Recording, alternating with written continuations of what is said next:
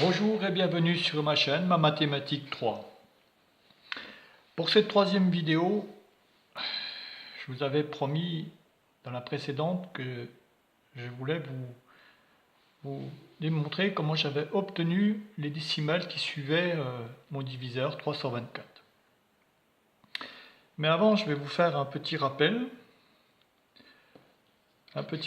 des vidéos précédentes. Sur ma mathématique 1, j'avais surtout parlé d'une découverte d'un nombre qui se calculait à l'infini. À propos, ce nombre, j'avais réussi à le calculer avec 9 décimales. C'était donc un nombre, la racine carrée de ce nombre, plus ce nombre divisé par la racine carrée de ce nombre pour obtenir ce nombre. Donc, dans l'évolution, dans le travail, j'ai réussi à augmenter les décimales. Donc, j'ai doublé les décimales. Au lieu de 9 décimales, j'en ai 18. Je les ai doublées. Alors, je vous montre l'évolution. Là, encore une fois, il m'a fallu un certain temps. Donc, là, voici cette évolution. Donc, j'ai mis analyse évolution du nombre qui se calcule à l'infini, vu en mathématique 1. Donc, c'était cette découverte. Maintenant, voici donc les 18 décimales. Là aussi, il a fallu faire beaucoup de travail, de recherche. Mais ça, si on multiplie, par exemple, au carré, 3 fois ce chiffre-là, on arrivera à une valeur ronde, mais pas tout à fait ronde. Et l'analyse, si vous voulez la faire, si vous la multipliez 3 fois, si vous multipliez 4 fois, si vous le multipliez 5 fois, vous verrez ce que vous pourrez en déduire, tout en approchant d'une valeur ronde. Des fois on s'en approche et quelquefois on s'en éloigne. Voilà, c'en est fini pour le rappel donc de la découverte de ce nombre qui se calcule à l'infini. En ma mathématique 2, ma deuxième vidéo, j'avais parlé d'utiliser tous les chiffres qui étaient associés à ce nombre qui se calcule à l'infini. Donc on va faire le petit rappel. Donc c'était ma mathématique 2 et l'invention de ce montage pour calculer pi et l'année sidérale. Cette fois-ci, donc, nous allons parler, petit rappel, des décimales qui suivent 324, donc le diviseur de 250.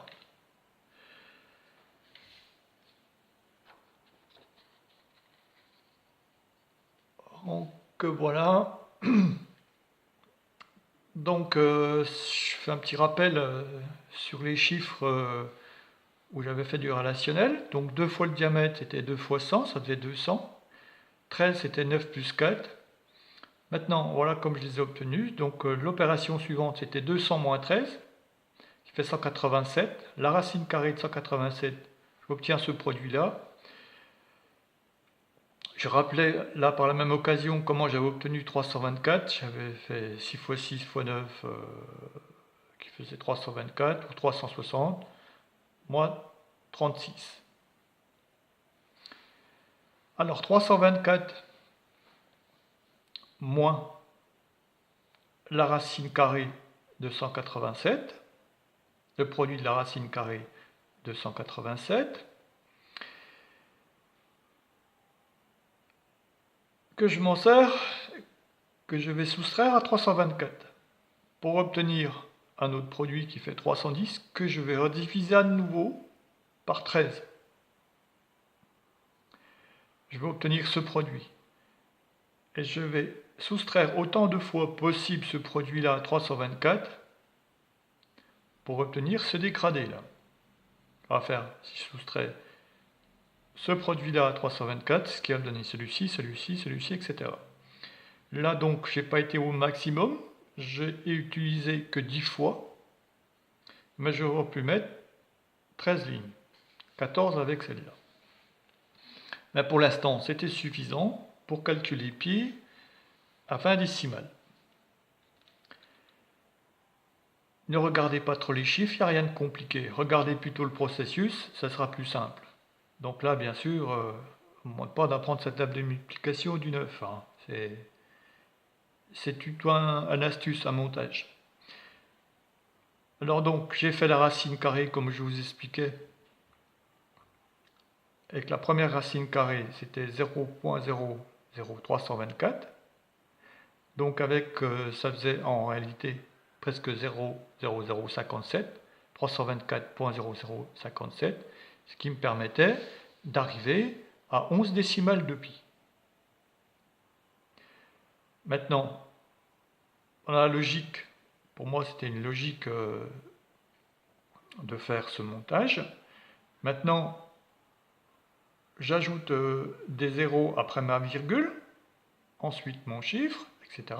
Sans la virgule, bien sûr, puisque je l'ai mise ici, etc.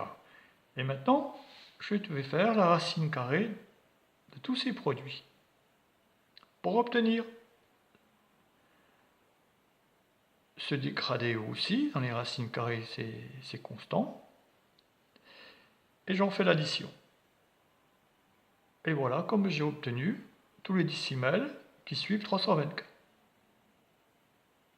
Et là, je fais un petit rappel. Comment j'avais obtenu 25, comment j'avais obtenu 10, pour simplement démontrer comment j'avais obtenu 250 divisé par 324.057, etc., 3 fois, pour obtenir ce produit-là. Ce produit-là soustrait à 3.1416, ce qui me donnait les 20 décimales de pi. Voilà. Alors, je vais vous faire la présentation d'une autre page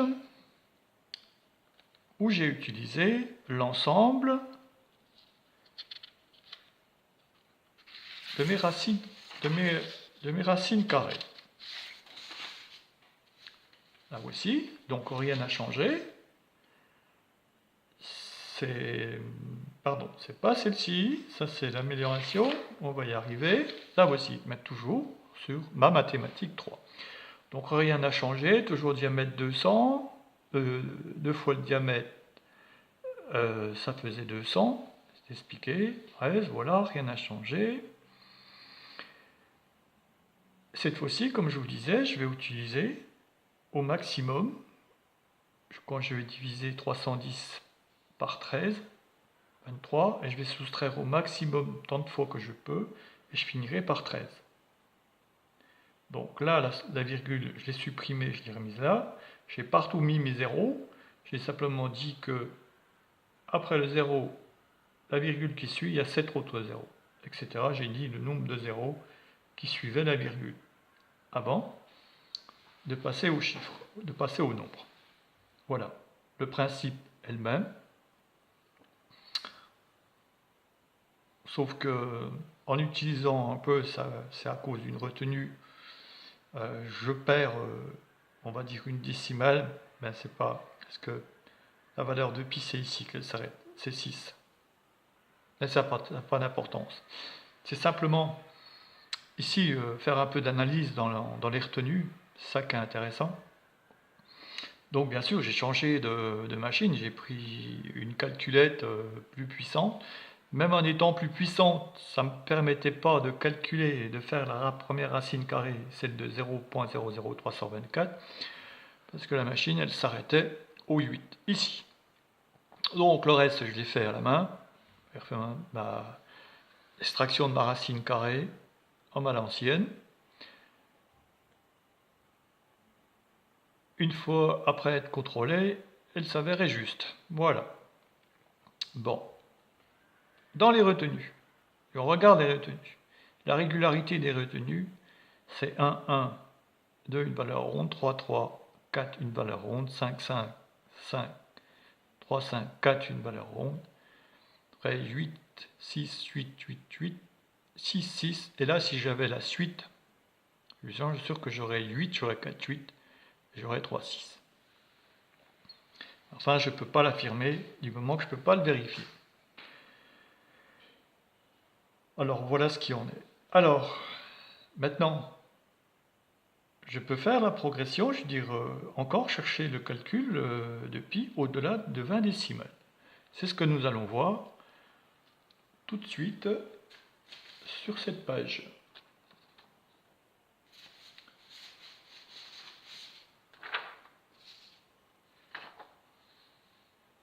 Voici. Voilà. Alors, sur cette page, je vais vous rappeler, toujours pareil, le chiffre 13 qui était 9 plus 4. 13, je l'ai élevé une fois au carré.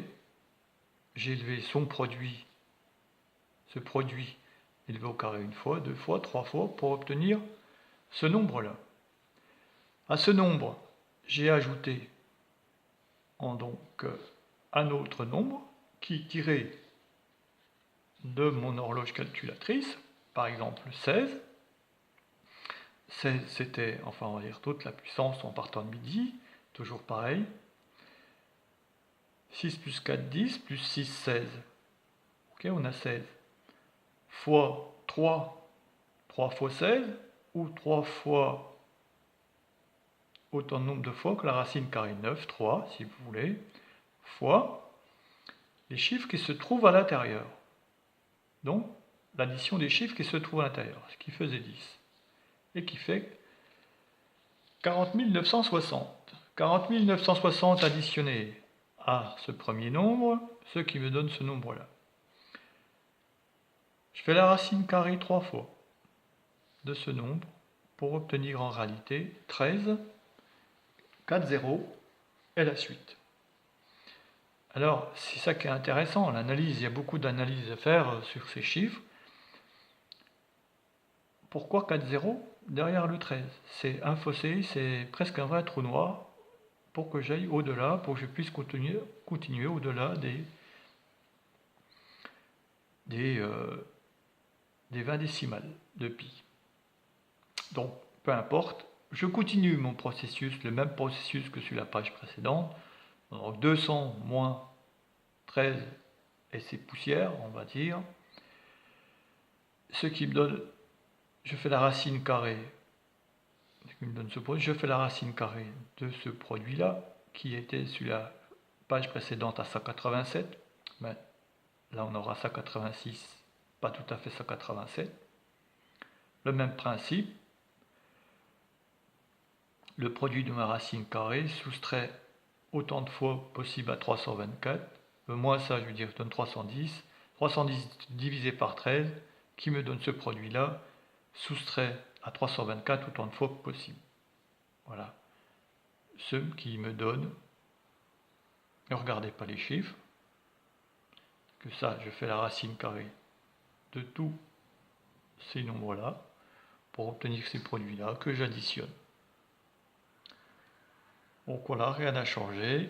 La valeur de pi, et donc si vous aimez mieux, là, c'est le produit obtenu en divisant 250 divisé par 324 et tous ces décimales, 3 fois. J'ai obtenu ce produit-là, et en face, j'ai ajouté le complément de ce produit-là pour faire 3, 14, 16. Et ce qui donne en réalité pi, ici, il donne pi jusqu'ici. Et que sur la page précédente, on l'avait jusqu'ici. Voilà. Donc on a gagné 6 décimales. La vraie valeur de pi actuelle est celle-ci, donc voilà, celle que j'ai trouvée par le système, par mon système l'horloge calculatrice, et celle qu'on trouve aujourd'hui. La valeur actuelle, voilà. Bon, qui veut dire maintenant, si j'avais voulu continuer au-delà de 26 décimales avec mon horloge calculatrice, ce système, je ne peux pas. Je vous explique, en quelque sorte. Il faudrait que je retire sur ce nombre-là, que j'ai fait la racine carrée plusieurs fois. Il faudrait que je retire 15 microns. 15 microns pour que je puisse continuer. Alors 15 microns, ça représente Rien. Ben oui. Qui veut dire qu'il a fallu que j'élève ce chiffre-là au carré et que je fasse un négatif. Et je ne veux pas faire de négatif avec le système de l'horloge calculatrice. Voilà, donc avec le système, la valeur de pi s'arrête à 26 décimales. Voilà pour l'explication des décimales qui suivent 324. Vous aurez encore une autre vidéo bien sûr et d'autres encore après. On va beaucoup travailler, je vais travailler sur l'évolution de la découverte de ce nombre qui peut se calculer à l'infini, qui est super intéressant. Voilà, je vous souhaite bonne journée et merci, bye bye.